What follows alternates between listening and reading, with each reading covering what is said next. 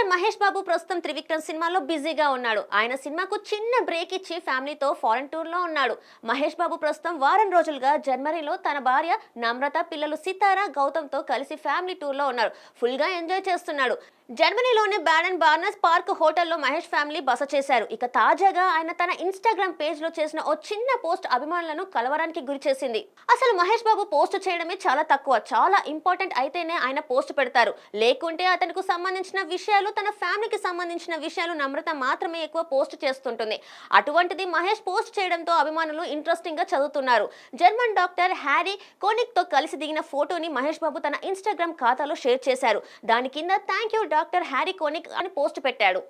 ఈ పోస్ట్ పెట్టడంతో మహేష్ బాబు ఫ్యాన్స్ లో కలవరం మొదలైంది. అసలు మహేష్ బాబుకి ఏమైంది అన్న సందేహం ఏర్పడింది. మహేష్ బాబు అనారోగ్యానికి గురయ్యారా, హ్యారీ కోనిక్ ట్రీట్మెంట్ చేశారా, అందుకే మహేష్ బాబు డాక్టర్ కి స్పెషల్ థ్యాంక్స్ చెప్పారా, ఇలా రకరకాల ప్రశ్నలు అభిమానుల నుంచి రేజ్ అవుతున్నాయి.